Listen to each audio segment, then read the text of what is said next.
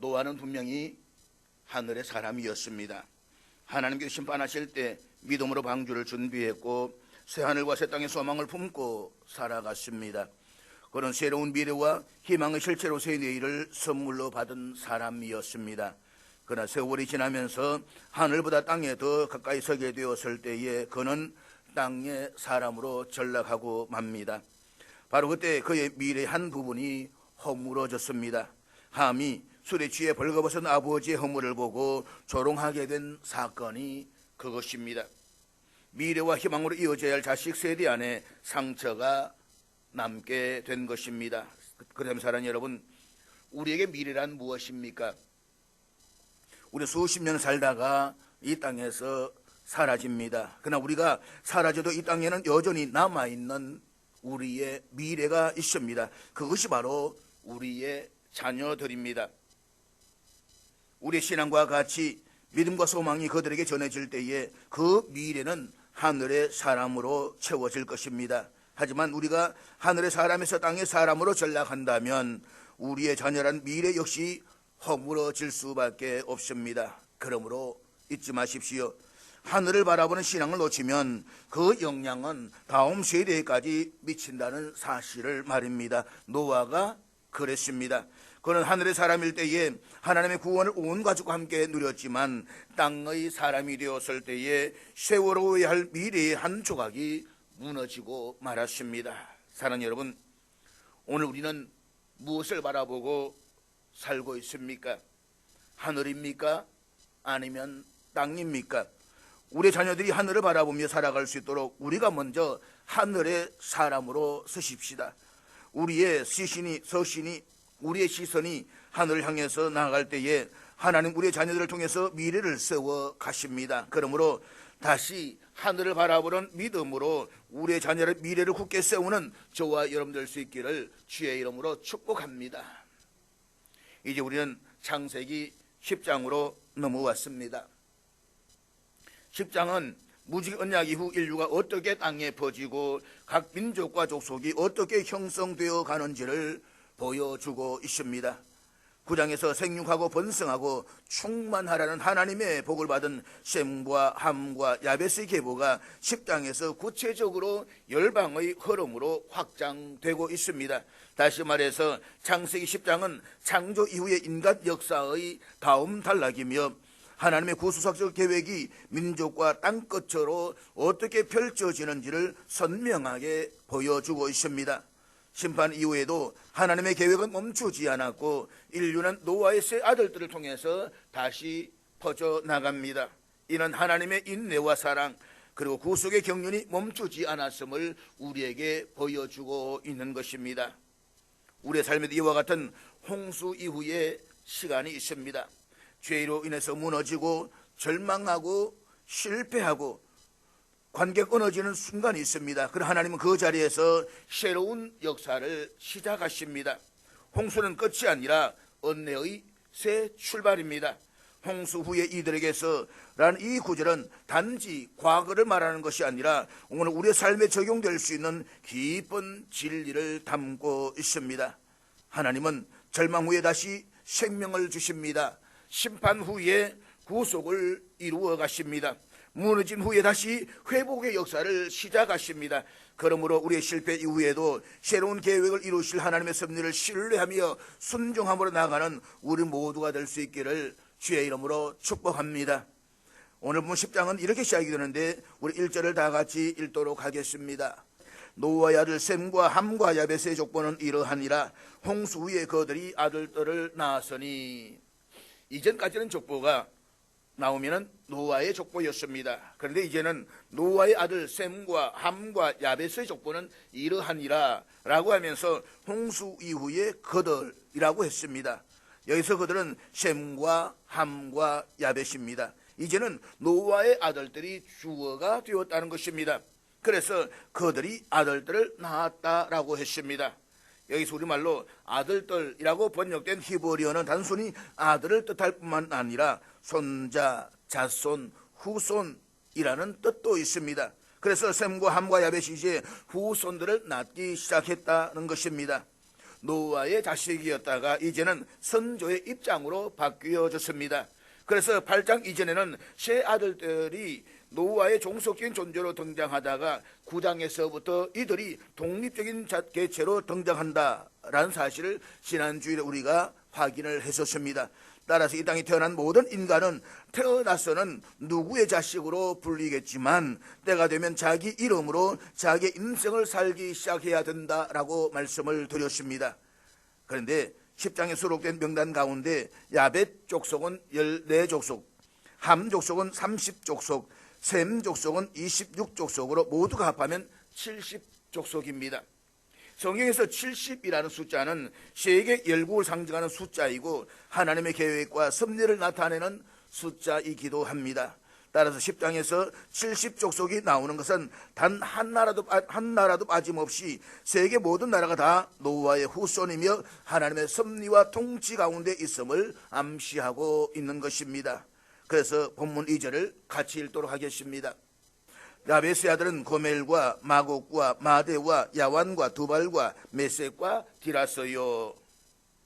2절부터 5절까지는 노아의 세 아들들 가운데 제일 막내 아들인 야벳의 족보가 먼저 나옵니다. 여기에 나와 있는 이 사람들이 주로 중동 지방으로부터 시작을 해서 그리스와 로마 제국으로 그리고 유럽과 북방의 민족들로 퍼져나가는 인물이 됩니다. 창세기 9장 27절에서 야벳이 받은 복은 창대하게 된다라고 하는 것이었습니다. 하나님이 야벳을 창대하게 하사, 우리가 사는 지구를 이야기할 때에 크게 5대 양 6대 주로 구분을 합니다. 5대 양은 지구의 바다를 5개의 주요 대양으로 나누고 6대 주는 지구의 육지를 6개의 대륙으로 구분한 것으로서 아시아, 유럽, 아프리카, 북아메리카, 남아메리카, 오세아니아로 나눕니다. 그런데 이들 대륙들 가운데 유럽의 땅덩어리가 제일 작습니다. 아시아의 4분의 1밖에 안 됩니다. 그리고 창세기 기록될 당시인 3400년 전의 유럽은 별로 존재하지도 않았다라고 말합니다. 그런데도 인류 역사상 그 좁은 땅덩어리에 유럽 백인들이 얼마나 창대했었는지, 그리고 그 출신들이 오늘날까지도 전 세계적으로 얼마나 창대한지는 이미 역사적으로 입증되었고 또 우리가 보고 있습니다. 그러니까 하나님의 말씀은 1.1획도 변개함이 없습니다. 말씀 그대로 다 이루어지는 것입니다. 본문 5절 말씀입니다. 이들로부터 여러 나라 백성으로 나누어서 각기 언어와 종족과 나라대로 바닷가의 땅에 머물렀더라. 그러니까 이들이 바닷가의 땅에 머물렀다는 것입니다. 그런데 유럽을 주름잡고 세계를 주름잡았던 헬라 제국과 로마 제국, 스페인, 영국, 네덜란드 전부 바닷가에 위치하고 있습니다. 그들이 가서 자기 영토로 만들었던 오스트레일리아, 뉴질랜드, 남아메리카, 북아메리카 다 바닷가입니다. 그것도 이 말씀 그대로 이루어진 것입니다. 6절부터 20절까지는 이제 둘째 아들인 함의 족보가 나오는데 우리 8절을 같이 읽도록 하겠습니다. 구스가 또 니므롯을 낳았으니 그는 세상의 첫 용사라. 함의 자손인 구스가 니므롯을 낳았는데 그는 세상의 첫 번째 용사라고 하는 것입니다. 여기서 첫 번째라고 하는 것은 아담과 하와 이후의 첫 번째라는 말이 아니라 홍수 이후의 첫 번째 용사로 불릴 만한 위인이었다라는 말인 것입니다. 그래서 본문 9절을 같이 읽도록 하겠습니다. 그가 여호와 앞에서 용감한 사냥꾼이 되었으므로 속담에 이르기를 아무는 여호와 앞에 니므롯같이 용감한 사냥꾼이로다 하더라. 니므롯이 얼마나 용감한 사냥꾼이었으면 사람들이 조금만 용감한 사람을 보면 야, 저기 니므롯처럼 용감한 사냥꾼이다 라고 부를 정도로 그 사람은 걸출한 용사였다는 것입니다. 그런데 한글 성경으로 이렇게만 번역이 되어 있으면 함의 후손 중에서 그런 뛰어난 영웅 호걸이 나왔나 보다 라고만 생각하기가 쉽습니다. 그런데 8절을 보면 구스가 또 니므롯을 낳았으니 라고 했는데 여기 이 니므롯이라는 이름의 뜻은 반역자라는 뜻입니다. 그러니까 구스가 반역자를 낳았다는 것입니다. 누구를 반역했다는 것이겠습니까? 하나님을 반역하는 것입니다. 니므롯은 문자적으로 하나님께 반역한 라는 뜻을 가진 인물이었습니다. 그의 삶을 보면 이름이 그의 삶을 예고하고 있었던 것을 알 수가 있습니다. 니므롯은 단순히 용감한 사냥꾼이 아니라 하나님 앞에서 자신의 권력을 세우고 사람들을 지배하는 권위자로 부상합니다. 그는 후에 바벨탑 사건의 이 배경이 되는 바벨과 에렉과 악갓과 갈레를 세우면서 도시 문명의 기반을 마련합니다. 그러나 이 문명의 기반은 하나님을 향한 경외가 아니라 인간의 힘과 교만에 기초한 체계였습니다. 그는 세상의 첫 용사라, 우리말로 용사라고 번역된 히브리어 깁보르는 용사라고도 번역이 되어 있지만 하나님을 떠난 깁보르는 자신을 의지하는 교만함과 세속적인 힘을 상징하는 경우가 많습니다. 특별히 시편 51절에서는 똑같은 단어를 포악한 자라고 번역을 했습니다. 니므롯이 인간들이 보기에는 아주 대단한 영웅 호글이었습니다. 그러나 하나님 보시니까 아주 포악한 인간이고 의의를 배반한 인간이었다는 것입니다. 하나님 보시기에는 전혀 용사가 아닌 것입니다. 따라서 그는 세상의 첫 용사라는 말씀을 히브리어 원문으로 직역하면 그는 포악한 자의 시작이 되었다, 이 말이 되는 것입니다. 다시 구절을 보면 그가 여호와 앞에서 라고 번역된 히브리어 전치사는 앞에서 라는 의미도 되지만 반역자라는 니므롯의 이름에 비추어 보았을 때에 여호와께 대항하여 라는 뜻이 되는 것입니다. 그가 하나님께 대항해서 용감한 사냥꾼이 되었으므로 여기서 용감한은 8절에 나온 히브리어 형용사인데 포악하다라는 말입니다. 그 하나님 앞에서 포악한 사냥꾼이 되었으므로 속담에 이르기를 나쁜 사람만 보면 저 사람은 여호와 앞에서 반역자같이 포악한 사냥꾼이로다 라고 했다는 것입니다. 그렇다면 포악한 사냥꾼이라는 것이 어떤 사냥꾼이겠습니까? 토끼를 잡아서 사지를 찢어 죽이는 그런 사냥꾼이 포악하겠습니까?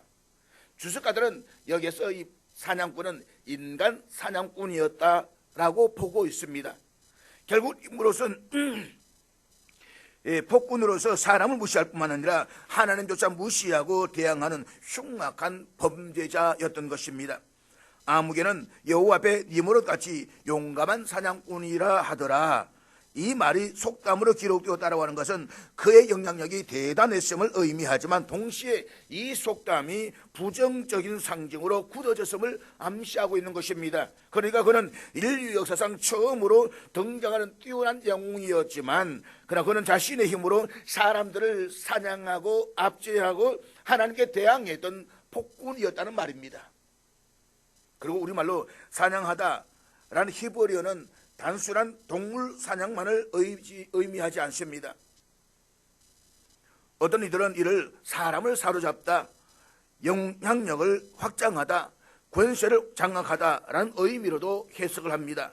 실제로 니므롯은 사냥을 통해서 자기 권력을 높였고 제국을 세우며 사람들을 자기 통제 아래에 두었습니다. 그는 바벨탑 건설의 주도자였고 인간 중심의 도시 문명의 기초를 놓은 사람이었습니다.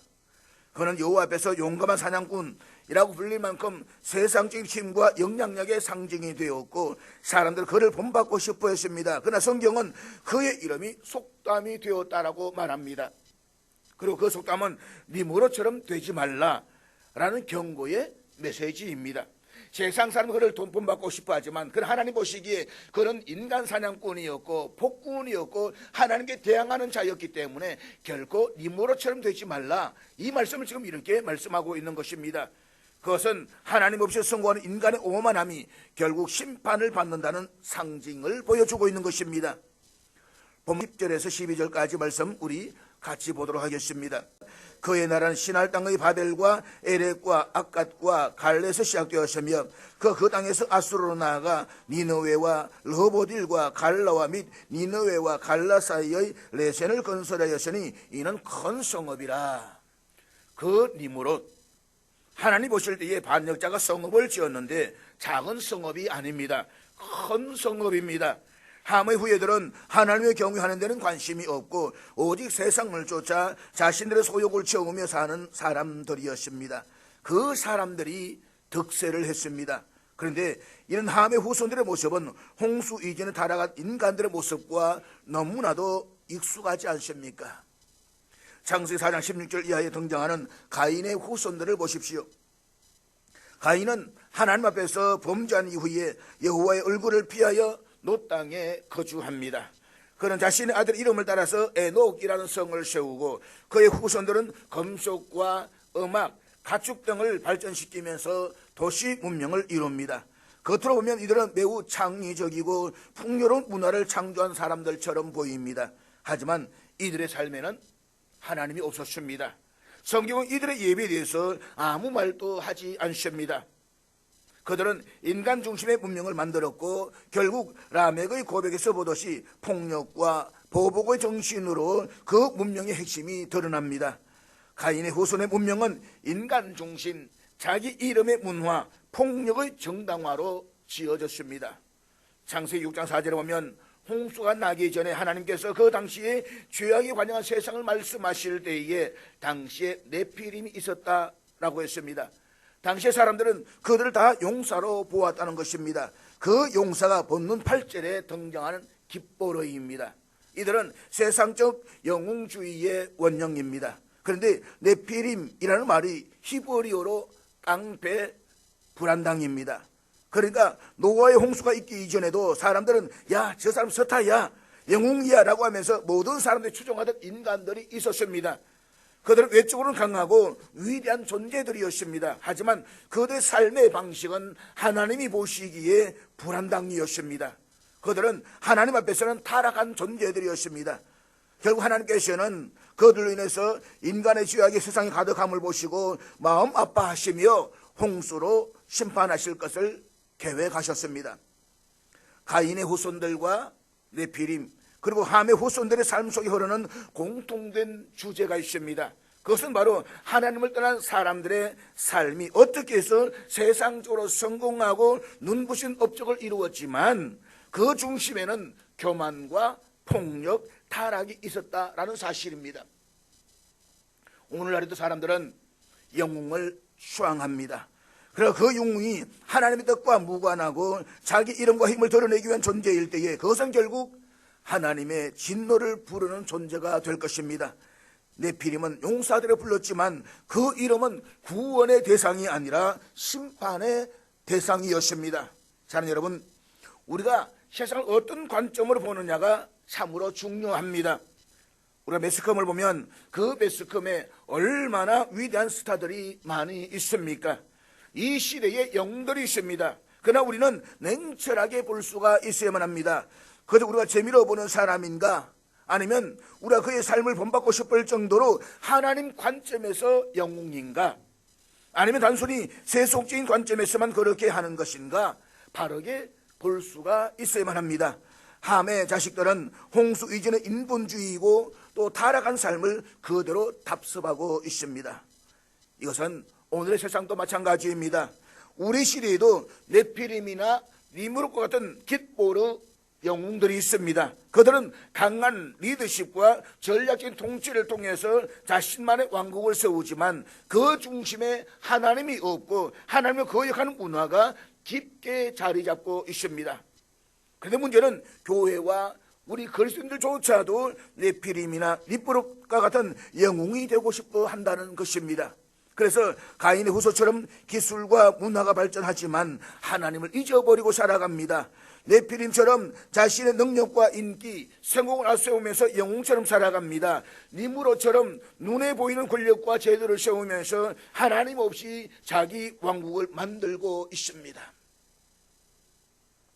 한국교회도 결코 예외일 수가 없습니다.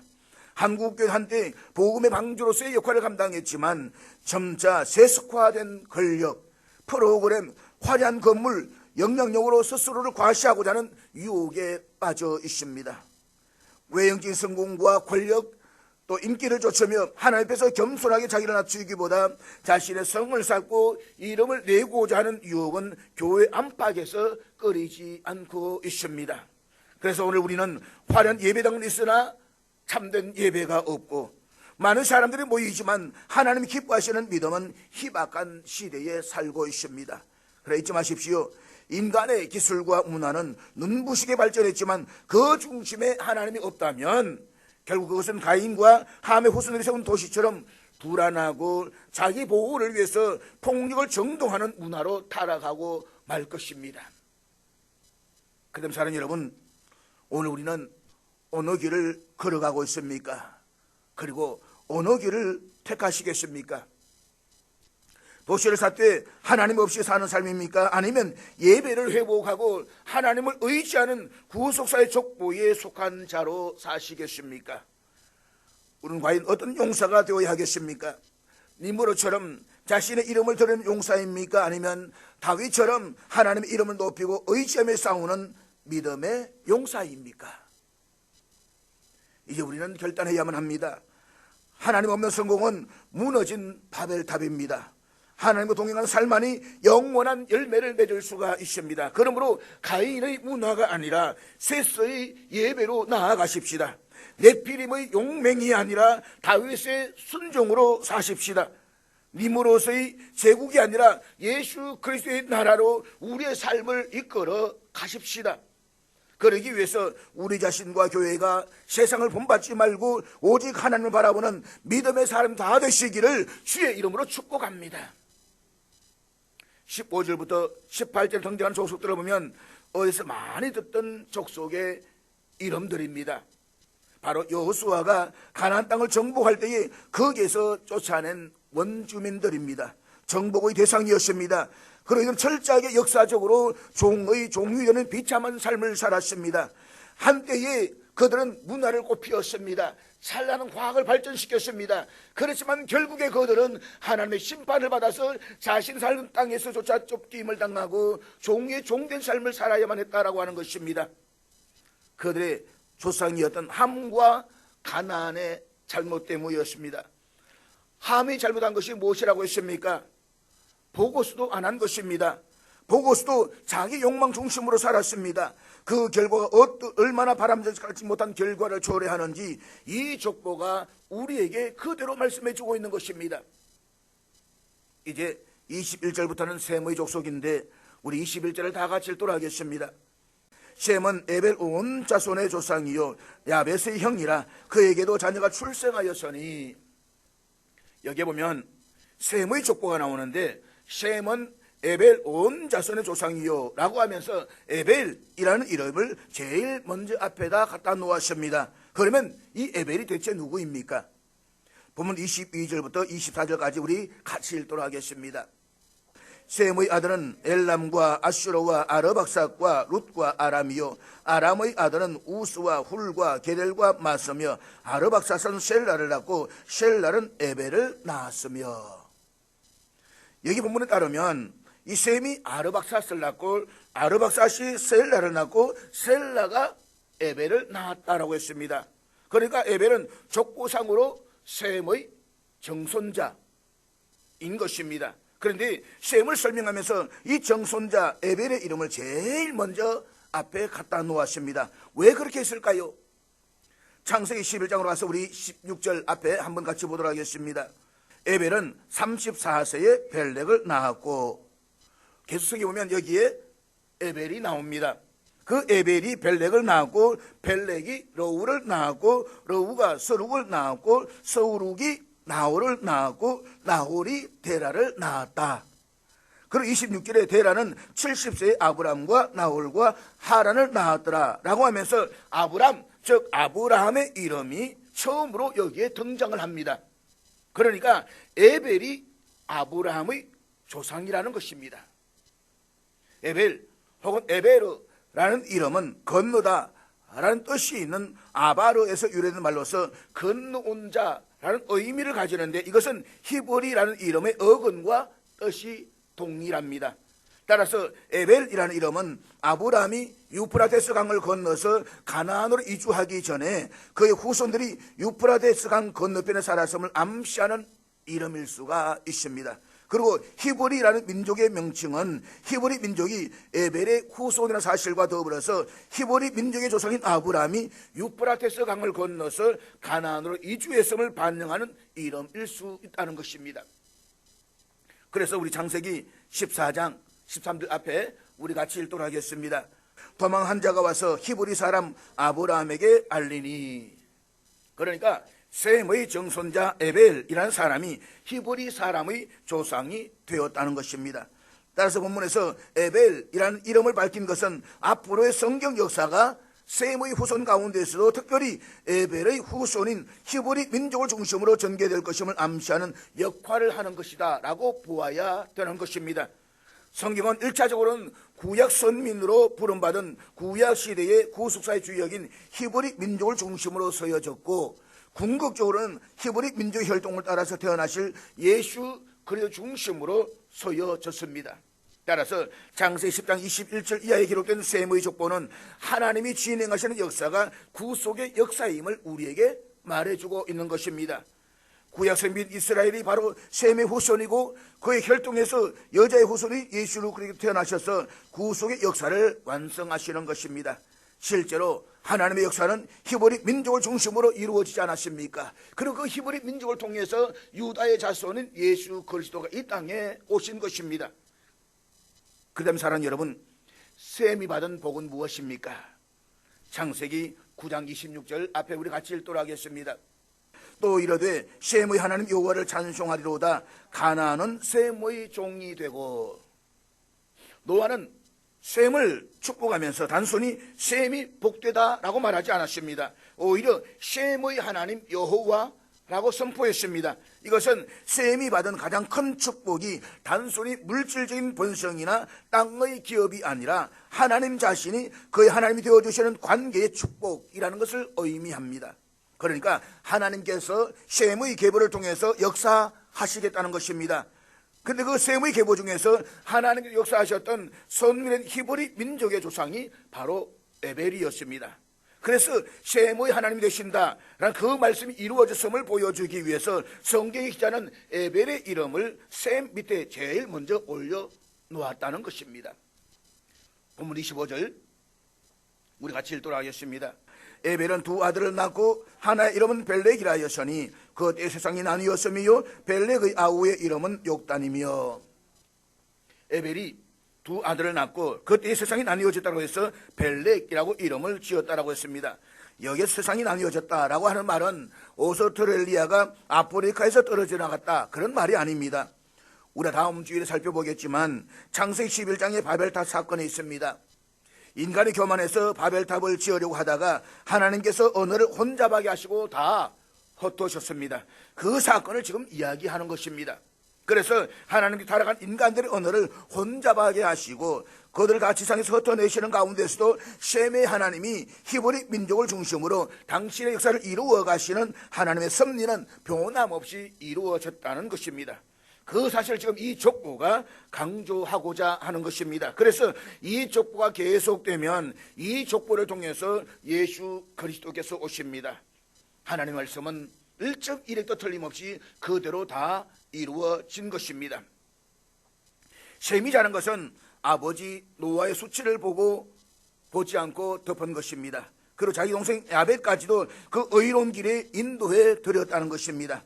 그때 하나님께서 시간과 공간을 초월해서 그의 계보를 통해서 셈의 하나님이 되신다는 약속을 성취시켜 주시는 것입니다. 야벳의 족보, 함의 족보, 셈의 족보가 전부 말씀대로 이루어졌음을 보여주고 있습니다. 본문 32절 말씀입니다. 이들은 그 백성의 족보에 따르면 노아 자손의 족속들이요 홍수 후에 이들에게서 그 땅의 백성들이 나뉘었더라. 그 땅의 백성이라고 하는 것은 지상입니다. 온 지상의 백성이 노아의 아들의 셈과 함과 야벳으로부터 나왔다는 것입니다. 그래서 노아의 그 세 아들들을 제일 정점으로 올라가면 인류의 두 번째 시조인 노아가 있습니다. 그렇다면 우리가 어디에 속해 있습니까? 우리도 이 족보에 속해 있어야 하지 않겠습니까? 왜냐하면 여기에서 모든 사람이 다 나왔다라고 말씀하고 있기 때문인 것입니다. 다시 말해서 우리 역시도 성경과 전혀 무관한 존재가 아니라는 것입니다. 우리도 그것을 올라가면 결국 창세기 10장에서 만나게 됩니다. 노아의 이 족보는 다른 사람의 족보가 아니라 결국 나 자신의 족보일 수 있다라고 믿음으로 우리가 받아들이게 되는 것입니다. 그렇다면 우리는 오늘 이 족보를 통해서 세 가지의 결론을 얻게 됩니다. 첫째는 인종과 국경, 언어와 문화는 하나님의 사랑을 나누는데 결코 장애가 될 수가 없다는 것입니다. 하나님의 뜻은 한 사람이라 더 많은 사람과 화평을 이루는 것입니다. 왜냐하면 본래 우리는 다 하나이기 때문입니다. 다 하나로 만드신 하나님께서 우리가 한 사람이라 더 많은 사람과 화평을 이룰 때에 기뻐하실 것은 두말할 나위가 없습니다. 그럼 우리는 민족주의를 넘어서 복음주의로 나아가야만 합니다. 사회와 세상이 분열될수록 교회는 더 하나가 되어야만 합니다. 그리고 예수 그리스도 안에서 하나 된 공동체로서 이 땅의 모든 민족과 모든 족속이 하나님께 돌아오도록 복음을 전하는 사명을 다 감당해야 하는 것입니다. 그렇다고 해서 악인과 버타라라는 말은 아닙니다. 한 사람이라도 더 많은 사람과 화평하기 위해서 불의와 타협하라는 말이 아닙니다. 우리는 불의와는 맞서야만 합니다. 우리 정의를 위해서 싸워야만 합니다. 그러나 불의와 악과 타협하는 일이 아니라면 우리 살아생전에 한 명을 더 많은 사람과 화평을 이루는 사람이 될 수가 있어야만 하는 것입니다. 그러기 위해서 오늘 이 말씀 앞에서 용서하지 못했던 이들에게 손을 내밀고 멀어졌던 가족과 화해하며 교회 안에서 갈라졌던 마음을 다시금 하나로 잇는 화평의 도구가 되십시다. 둘째는 내 자식의 원수가 내 자식 속에 있을 수가 있다는 것입니다. 이는 단지 인간관계 갈등을 말하는 것이 아닙니다.